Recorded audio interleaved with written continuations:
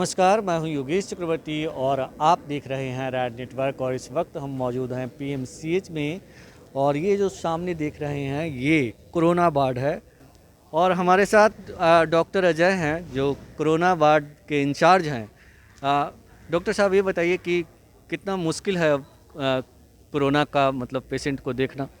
मुश्किल तो है, लेकिन अब देखिए, पेशेंट अंदर है, अटेंडेंट बाहर है।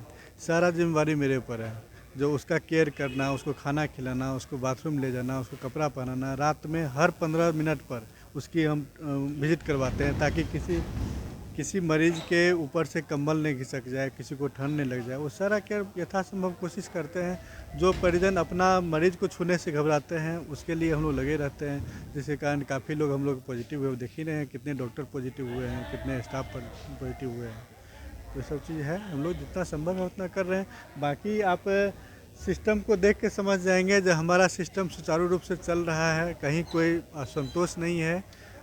जो सरकार के द्वारा दिया गया सुविधा है, उस सुविधा को हम लोग एक जरिया हैं, आदमी तक पहुंचाते हैं। लेकिन जी जी जी। लेकिन यही है, जो कुछ लोग बोलते हैं प्राइवेट में ये सुविधा है। हमारे यहाँ तो कल एक रुबेन से एक मरीज आए थे, 15 दिन रुबेन में रहे, वो बोले 8 लाख रुपया लिए। इसके बाद जब मरीज भेंट पर आ गए तब हमारे यहाँ भेज दिए, जबकि 15 दिन रखने के बाद बिना RT-PCR को उनको भेजना ही नहीं चाहिए था। इस देश में बहुत कम लोग समझ पाते हैं कि जो सुविधा और जितने अच्छे डॉक्टर आपको सरकारी अस्पताल में मिल जाएंगे, उतने अच्छे डॉक्टर आपको प्राइवेट अस्पताल में और ना ही सुविधाएं मिलेगी। ये चीज़ें मैंने देखी है बहुत, दिल्ली से लेके। ये पत्रकार हैं, उनकी परिजन है, इनके आपके पिताजी भाई है, इनके भाई एडमिट। ये खुद पत्रकार है, रतन झा इनका नाम है, और दैनिक जागरण में तो इनका परिजन है। डॉक्टर साहब, ये बताइए कि अब ये खबर आ रही है कि कोरोना जो है अपना रंग बदल रहा है और दूसरे स्वरूपों में सामने आ रहा है। अभी लंदन से जो है कहा जा रहा है कि वहाँ, तो ये कितना मतलब मुश्किल है आप लोग के लिए? मुश्किल तो है, कोरोना को कंप्लीट समझ पाना। अभी तक सच्चाई यही है, तह तक जाना संभव नहीं है। तो जो सिचुएशन आएगा, उस सिचुएशन के लिए हम लोग हर संभव तैयार हैं। अभी 100 बेड हम लोग का तो चालू हुआ था, 100 बेड और हम लोग चालू कर रहे हैं। कॉटेज वार्ड भी कल प्रधान सचिव साहब का आए थे, विजिट किए हैं, वो आश्वासन दे गए इसमें ऑक्सीजन का पाइपलाइन शुरू कीजिए। वही सब है। हमारे अधीक्षक और सुपरिटेंडेंट और प्रिंसिपल दिन रात लगे हुए हैं, और बयान देने के लिए भी वही इंटाइटल है, हम इंटाइटल नहीं हैं। मीडिया को जो है के लिए वही इंटाइटल है। चूँकि आप यहाँ पर ले रहे थे तो उसे हम भी आगे। जी जी जी। डॉक्टर साहब, लोग कैसे बचें कोरोना से? जब आपसे बात हो गई है, तो जैसे कि अभी एक सज्जन थे, वो बता रहे थे कि वो गोपालगंज से हैं, उनके घर तक कोरोना गांव में कैसे पहुंच गया ये उन्हें पता ही नहीं चला। तो लोग कैसे बचें? कोविड जो है सो कहीं भी पहुंच सकता है, किसी आदमी के थ्रू पहुंचा होगा। वो कोई आदमी बाहर से गए होंगे, आदमी तो माइग्रेट कर रहे हैं। जैसे सबसे ज़्यादा ट्रांसमिशन अभी ऑटो में, बस में, जो पब्लिक ट्रांसपोर्ट है, ऑटो में हुआ, बस में हुआ, जहाँ पर सोशल डिस्टेंसिंग की पालन नहीं हो, जहाँ पर लोग मास्क नहीं लगा रहे हैं, वहाँ पर ये इजी वे में पहुँच रहा है। तो इससे बचने का एक ही तरीका है, सोशल डिस्टेंसिंग का पालन करें।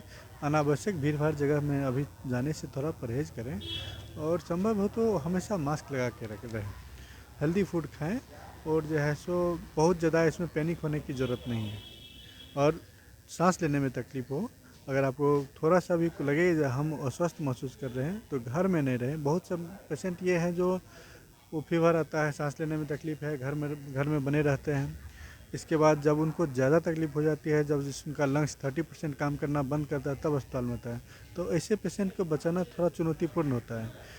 कोविड का पेशेंट, जो पेशेंट भेंट पर चला गया, उस पेशेंट का रिकवरी रेट बहुत कम है। तो इसीलिए थोड़ा सा भी तकलीफ हो तो केवल जांच जरूर करें। जांच तो आजकल एक PHC से लेके सभी मेडिकल अफसर तक, मेडिकल कॉलेज तक सभी जगह है। तो जांच कराएं, और अगर आपको कोविड है, सिम्टम नहीं है, तो आप अपने अपने आप से आप घर वाले को बचा सकते हैं। तो इसलिए जांच कराने में परहेज ना करें, जांच कराएं। बहुत लोग की धारणा ये होती है, जांच कराएंगे पुलिस पकड़ के ले जाएगी, फ़ोन आएंगे, ये सब कुछ नहीं है। जांच कराएं। अगर आपको स्वस्थ हैं, कहीं कोई परेशानी नहीं है, तो घर में रहें। फिर बिल्कुल, और थोड़ा स्वस्थ महसूस करें तो आप अस्पताल आएँ, हमारे यहाँ बेड खाली है, अस्पताल है, सारी सुविधा दे रहे हैं यथासंभव जो भी हो पा रहा है। ब्रेकफास्ट में भी आप देखेंगे, ब्रेकफास्ट देखे होंगे, ब्रेकफास्ट में 2 बॉयल एग, 4 ब्रेड का स्लाइस, 20 ग्राम बटर, 1 गिलास हॉर्लिक्स दूध, गर्म दूध, ये ब्रेकफास्ट, और 2 फ्रूट्स, एक सेब और एक संतरा, ये ब्रेकफास्ट देते हैं। जो लंच का जो होता है लंच देते हैं, और फिर जो डिनर होता है डिनर, 2 टाइम चाय। तो मतलब यथासंभव हम लोग से जितना मतलब हो। सुविधाएं तमाम है। तमाम डॉक्टर साहब, सवाल मेरे मन में कई आ रहे हैं। आप कह रहे हैं हम इंटाइटल नहीं हैं, लेकिन हम आपसे ये जानना चाहते हैं, बहुत डॉक्टर मर गए कोरोना से, आप लोग हमेशा खतरों से खेल करके मतलब इलाज करते हैं, तो खुद को कैसे बचाते हैं?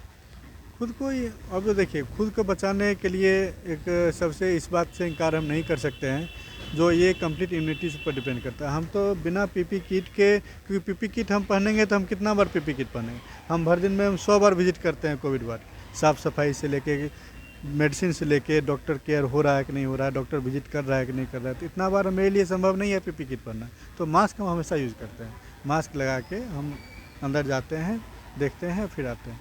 तो ये है जो आपको बचाव के लिए मास्क बहुत ज़रूरी है, मास्क, बहुत ज़रूरी है मास्क। जी जी, मास्क और 2 गज की दूरी जरूरी है। एकदम ज़रूरी है, एकदम ज़रूरी है। हमसे बात करने के लिए शुक्रिया डॉक्टर साहब, आपने बताया। ये जो देख रहे हैं, ये सरकार के द्वारा या हमारे द्वारा, हमारे एथिकल में ये नहीं था, जो चूँकि यहाँ पर सोशल डिस्टेंसिंग की पालन नहीं हो रही है।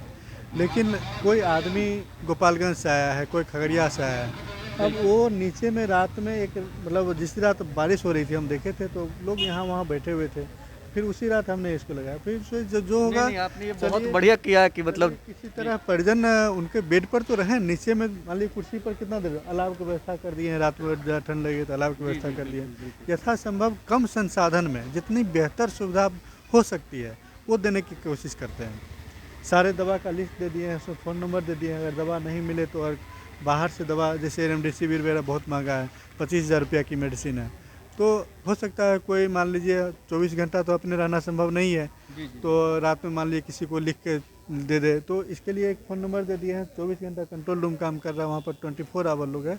कोई प्रॉब्लम हो तो आप वहाँ पर संपर्क करें, तो आप वहाँ पर हर तरह का मेडिसिन, हर तरह का फूड, सारी सुविधा जो सरकार के द्वारा मिल रही है वो पेशेंट तक पहुँचाने का काम हम कर रहे हैं।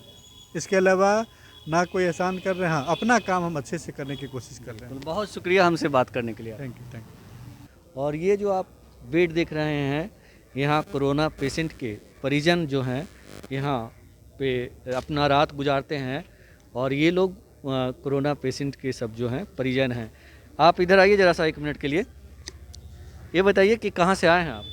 मेरा घर गोपालगंज से है, गोपालगंज से आए हैं पेशेंट को लेके। तो आपके किनको हैं, कौन हैं जो जिनको कोरोना हुआ? फादर है मेरे, वो उनको ही कोरोना हुआ है। कैसे कैसे हुआ उनको कोरोना? तो घर में ही रहते हैं, पता नहीं कैसे इन्फेक्शन घर तक पहुंच गया। और मेरे घर में 8 लोग पॉजिटिव थे, तो वो अब सारे निगेटिव हो गए हैं 14 दिन बाद टेस्ट होने के बाद। अब मेरे फादर हैं, इनका भी टेस्ट गया है, उम्मीद है कि निगेटिव ही आएगा। हाँ तो यहाँ तमाम सुविधाएं मिल रही है। हाँ हाँ, यहाँ कोई दिक्कत नहीं है, और डॉक्टर अच्छे हैं, काफ़ी सपोर्टिव स्टाफ भी है। हाँ, और कोई चीज़ की कभी परेशानी नहीं होती है। जो भी दिक्कत होती है डेस्क पे बोलिए, वो तुरंत उसको सॉल्व करते हैं। और यहाँ जो ये सामने सब बेड लगे हुए हैं, ये सब अस्पताल के द्वारा आप लोग के लिए मुहैया कराई है? बेड, टीवी वगैरह सब मनोरंजन का भी साधन है। हाँ, कि लोग उबे ना, उनका मोरल डाउन ना हो, इस वजह से ये सब व्यवस्था की गई है। तो आपको ये पता नहीं चल पाया कि गोपालगंज में रहते हुए कोरोना आपके घर तक कैसे पहुँचा? कैसे पहुंचा, वो कड़ी नहीं मिल पाई जी, मेरे घर में पहुंचा कैसे, जबकि हम लोग गांव से बिलोंग करते हैं। उनको टाइफाइड था, टाइफाइड के बाद स्नोफीलिया बढ़ा, तो मैंने कोविड भी टेस्ट कराया, तो किट में पॉजिटिव बताया था। तो फिर मैंने घर के सारे लोगों को करा के फिर होम क्वारंटीन किया, बाकी लोगों को।